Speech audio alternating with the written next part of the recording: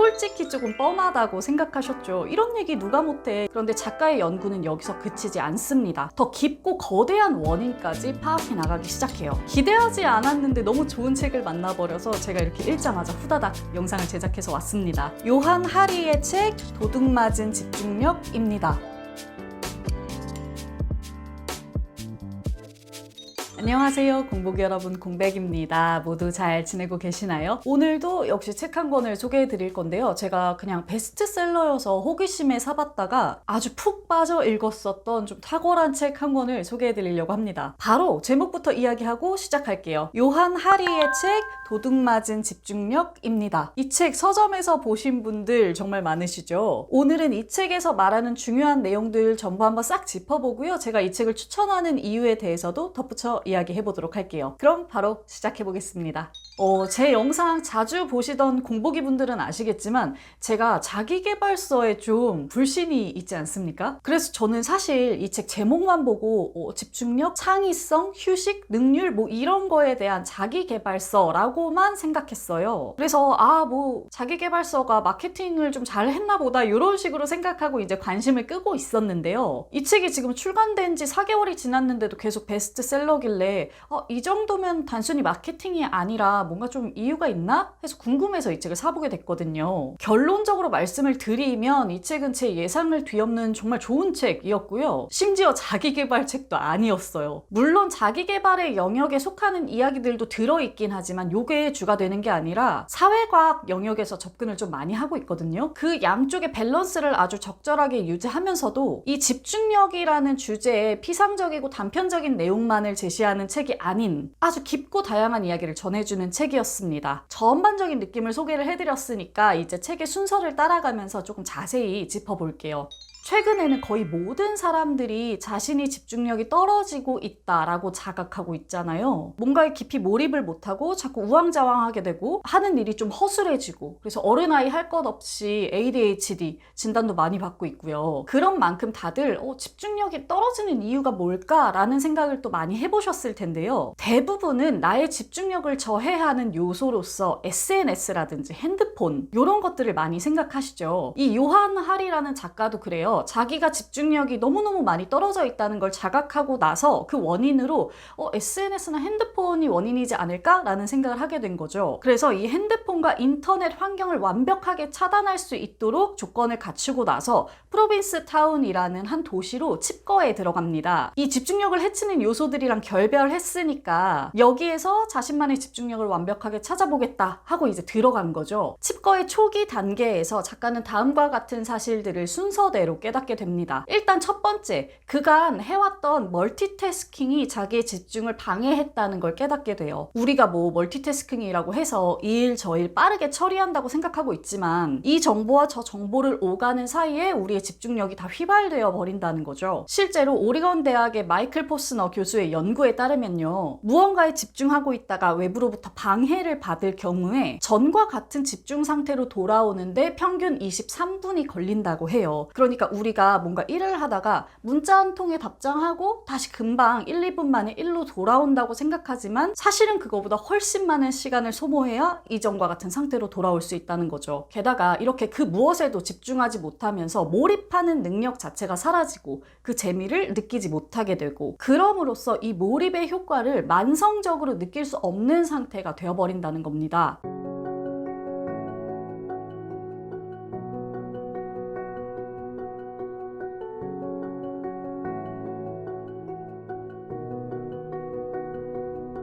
자, 작가의 두 번째 깨달음은 뭐냐면 인터넷 환경이나 SNS가 제공하는 짧고 파편적인 정보들에 노출되면서 무언가를 깊이 읽고 이해하는 행위 혹은 여유롭게 사색을 하면서 딴 생각을 즐기는 행위 이런 것들을 다 잃어버렸다는 것도 알게 돼요. 또 자신이 태양의 리듬에 따라서 살고 있는 것이 아니라 기계의 리듬에 따라서 일의 리듬에 따라서 살게 되면서 수면의 질이 얼마나 떨어졌는지 그리고 그 수면의 양과 질이 집중력에 얼마나 큰 영향을 끼치는지도 서서히 몸소 깨닫게 됩니다. 지금 현대의 사람들은 보통 수면 시간이나 딴짓하는 시간을 비생산적이고 게으른 시간이라고 여기고 필사적으로 이 시간을 제어하고 줄이기 위해서 노력하죠. 그래야만 생산적인 사람이 될 수 있으니까요. 뭔가 더 열심히 산 것 같고. 그런데 실상 이 모든 시간을 방해받음으로써 뇌와 신체가 필요한 만큼 회복하지 못하고 이것이 결국 주의력의 결핍으로 이어진다는 겁니다. 자, 여기까지가 이 책의 초반 3분의 1 정도의 내용이에요. 작가가 칩거 초기에 깨달은 내용이죠. 여기까지 들으시니까 어떠셨나요? 솔직히 조금 뻔하다고 생각하셨죠? 이런 얘기 누가 못해? 이런 얘기 요즘 너무너무 많잖아요. 만약에 이 책이 여기까지만 다루고 있었다면 진짜 여타의 책과 다를 게 하나 없는 심심한 책이 됐을 거예요. 뭐 각자가 쉬는 시간 잘 마련해야 하고 SNS 하는 시간 줄여야 되고 집중력의 회복 여부는 개인의 노력 여하로 조절될 수 있으니까 노력해야 된다. 이렇게 말한다면 그간 너무나 많이 나왔던 뻔한 자기계발서나 마인드풀리스 도서가 되는 거겠죠. 그런데 작가의 연구는 여기서 그치지 않습니다. 더 깊고 거대한 원인까지 파악해 나가기 시작해요.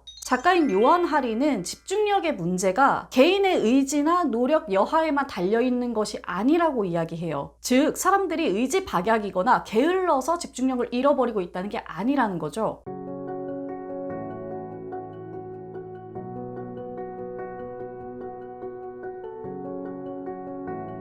사람들의 집중력을 앗아가는 아주 거대한 시스템이 있다고 이야기하는데 이것은 구글이나 페이스북, 인스타그램 같은 거대한 테크 기업들입니다. 여기서부터 이 책의 두 번째 스텝이 시작돼요. 인터넷과 그 사용자들을 위주로 하는 이런 기업들은요, 회사의 이익을 위해서 온갖 방법을 동원해서 이용자들을 자신의 웹사이트에 붙잡아 두려는 노력을 계속하고 있습니다. 전 세계에서 제일 똑똑하다는 사람들이 다 모여가지고 바로 이 부분을 위해서 연구를 거듭하고 투자를 하고 있는 거죠. 그 결과 각 SNS나 인터넷들은요, 이용자의 이용 패턴이나 시간을 모두 파악해서 이 알고리즘을 바탕으로 사용자가 결코 나갈 수 없게 만드는 개미지옥을 만들어냅니다. 흥미롭고 자극적인 정보들을 사람 각각에 딱 맞춰서 아주 이음새 없이 말끔하고 편안하게 계속해서 제공하는 거죠. 여러분, 그 소셜 딜레마라는 다큐 보셨나요? 저 이거 옛날에 보고 굉장히 많이 충격받았었는데 이 소셜 딜레마에서 인터뷰를 하기도 했고 실제로 구글에서 바로 이용자를 이끄는 저런 역할을 맡아서 했던 트리스탄이라는 인물이 이 부분에서 인터뷰를 길게 해주고 있어요. 거대 테크 기업에서 이용자를 잡아두는 이러한 행위는요, 우리가 생각하는 것 이상으로 공격적이고 힘이 셉니다. 그래서 개인의 의지만으로 핸드폰을 멀리 하기에는 좀 힘들다는 거예요. 왜냐면 여기에 너무나 많은 낚싯바늘이 달려 있으니까요.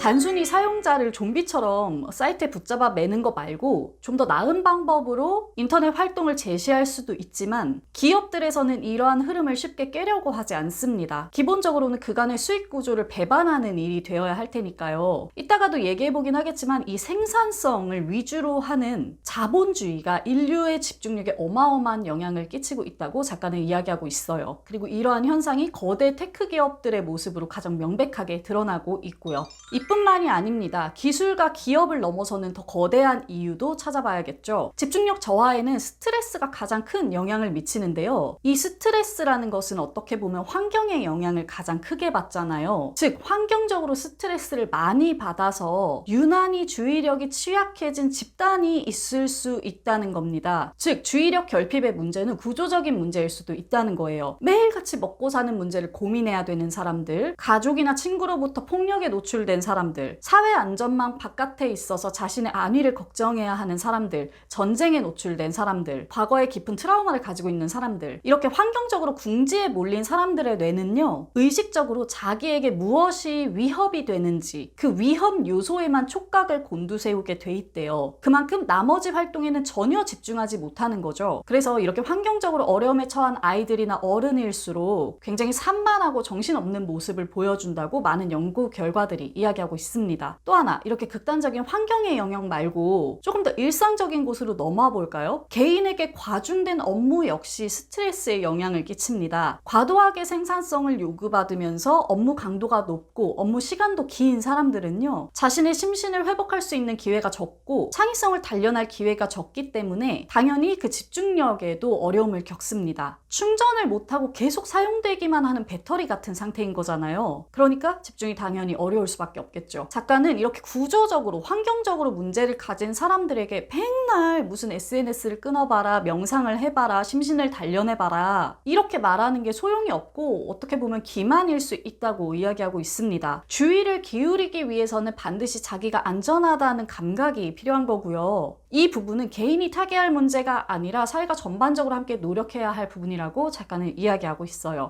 자, 이야기가 점점 깊어지고 있는 것 같죠? 이뿐만 아니라 작가는 자연 환경과 먹거리 역시 집중력에 영향을 끼친다고 이야기하고 있습니다. 일단 먹거리부터 살펴볼까요? 집중이라는 것은 뇌의 활동이잖아요. 그런데 지금 우리들이 쉽게 섭취하고 있는 음식들은 뇌에 좋은 영향을 주는 음식도 아니고 뇌를 활동시키기 위한 영양소가 빠져 있는 경우도 많고 뇌에 악영향을 끼치는 화학물질도 너무 많이 들어있다는 거예요. 예컨대 우리가 아침 식사로 잘 먹는 커피나 빵, 시리얼 같은 거 있죠. 이런 음식은 당을 급격하게 상승시켰다가 아주 신속하게 큰 폭으로 급강하시키죠. 우리가 먹는 대부분의 식품들이 이런 식으로 자연스러운 뇌 활동을 방해하고 그 결과 집중력에도 영향을 끼치는데 너무 많은 기업들이 또 이런 식품들을 만들어서 돈을 벌고 있고 광고를 하고 사용자를 끌어야 하는 입장이라는 거죠. 게다가 요즘은 옛날처럼 자연식을 쉽게 구할 수도 없을 뿐더러 그게 더 비싸기도 하니까 사람들이 음식에 영향을 많이 받을 수밖에 없다는 겁니다. 먹는 것뿐만이 아니라 우리가 일상적으로 마주치게 되는 화학물질 또한 뇌에 큰 영향을 줍니다. 예를 들어 과거에 많이 사용되었던 납 같은 성분이요. 이런 화학 제품들은 뒤늦게 연구를 통해서 건강에 이상이 있다라고 밝혀지지 않는 이상 너무 쉽게 사람들 속으로 유통되고 있습니다. 여기에 사람들이 점점 취약해지고 있는 거고요. 특히 이러한 화학 성분의 영향을 크게 받는 것이 아이들이기 때문에 최근 부쩍 늘기 시작한 청소년 ADHD에 대해서도 작가는 2장 정도를 할애해서 깊이 이야기를 하고 있어요.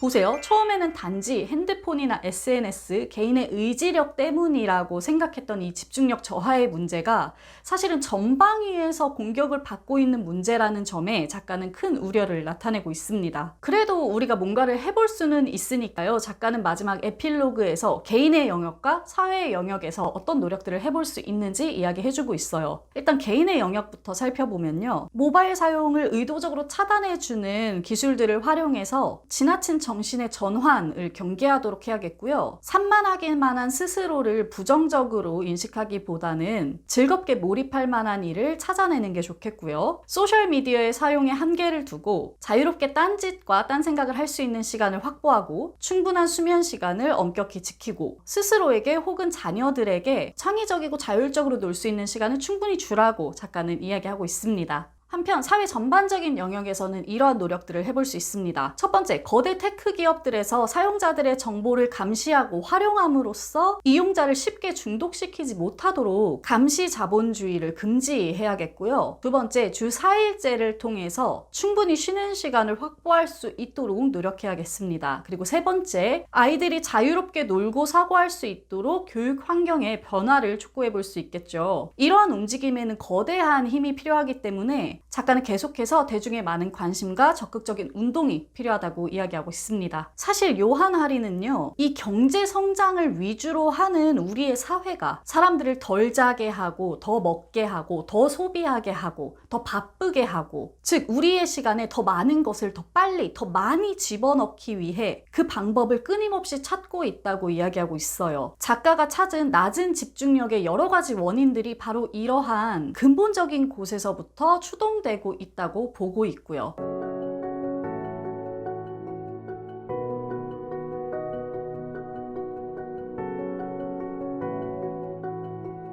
이게 너무 크고 거대하고 거스를 수 없는 시류이다 보니까 사람들이 쉽게 좌절하고 항복하게 되기 쉽지만, 그래도 작가는 이 인류에게 집중력을 되찾는 것이 너무너무 중요한 과제이니만큼 끊임없이 집중력을 되찾으려는 노력을 전방위에서 함께 해나가야 한다고 이야기하고 있습니다. 그래야 개인의 활동도 좋아질 뿐만 아니라 전 인류가 함께 힘을 합쳐서 해결해야 할 중요한 문제들도 비로소 직시할 수 있다고 보고 있고요.